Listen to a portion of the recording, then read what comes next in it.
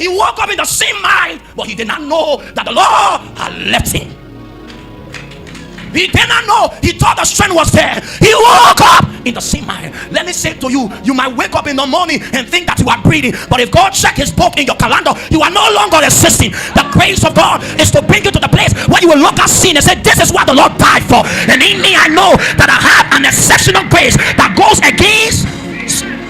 Yeah, it's going to be one of the most critical years for every one of us, because we are going to be handling one of the topics that have been kind of misinterpreted all through the Christian faith.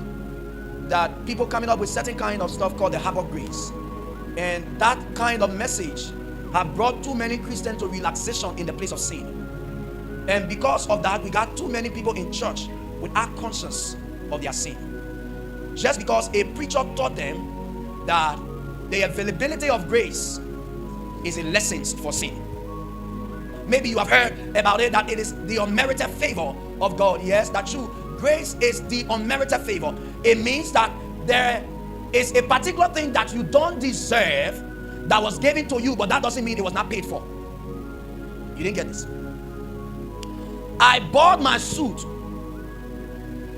and you came to my house and I gave you the suit.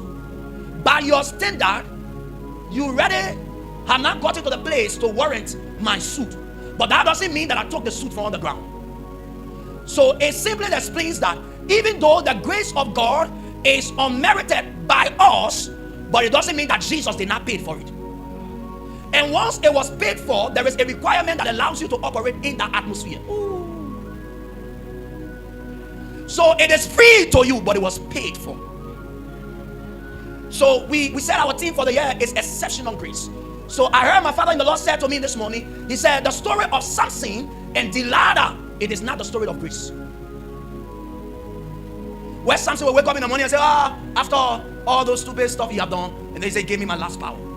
It is not the plan of God that you die along with your enemy. It is never in God's plan. So Samson, out of stupidity or thinking, now he understood grace from another perception, where he thought that because prophecy was given to his parents that he was to be in Nazareth, and the excess of his calling was to free or bring judgment in Israel, and also set the children of Israel free from captivity. So his mind was, because a prophecy was over his head, so he could live a life outside the prophecy, and the prophecy would still be fulfilled. Unknown to him that Satan had a plan. That Satan had. So the story that preaches grace in the Old Testament is the story of Joseph and Potiphar's wife. You see, the essence of grace is to bring you to the realization that you will know that there is a consciousness in your spirit that pushes you from sin. Ooh. So grace, now this is what Apostle Paul said one day, and he said, should we continue in sin?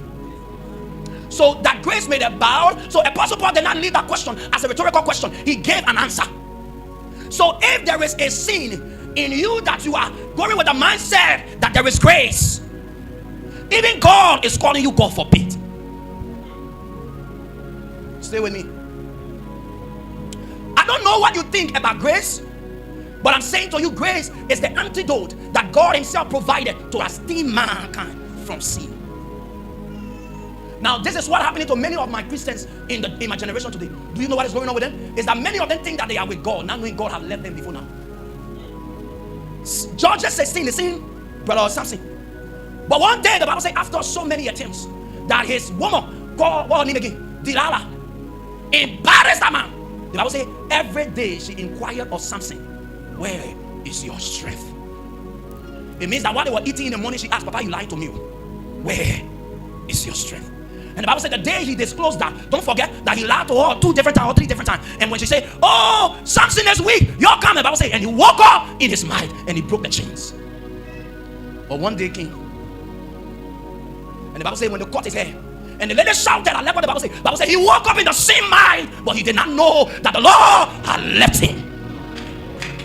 He did not know. He thought the strength was there. He woke up in the same mind. Let me say to you, you might wake up in the morning and think that you are breathing, but if God check his book in your calendar, you are no longer existing. The grace of God is to bring you to the place where you will look at sin and say, this is what the Lord died for. And in me I know that I have an exceptional grace that goes against. In Ephesians chapter 2 verse 4 verse 10, so the reason we have been empowered with such kind of empowerment is for working at what? It's for working works. No, help me preach. It's for working works. Now the empowerment of grace is for what? Good works. And the good works will now include sin. Even though there is an opportunity for me to grow, but if that opportunity that brings growth is through sin, I don't need it. You now hear with me? If the passage to my growth and the clothes that I should wear to enter is sin, let it not be brought to me. I saw a naked photo of a pastor sent to one of my daughters in the church. A few months ago, someone invited me to his wedding. A few months ago, someone invited me to his wedding. And I was bold to tell the person I will not attend a wedding that I know will not last. And he said, "Why are you talking about?" I said, "Because this guy have not found God, but he called himself a priest, an apostle."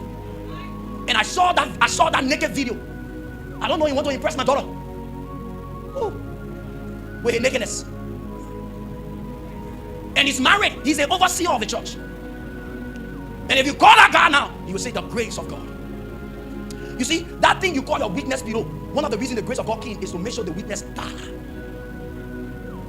That when there is a weakness coming from your inside, the grace of God will be so sufficient that the weakness will not survive the sophisticated. It will be so suffocated that even the weakness will know that that place is not his doing. But if you feel comfortable in sin and you call in the grace of God, let me say this to you as your pastor from scripture: God have left you, you now know.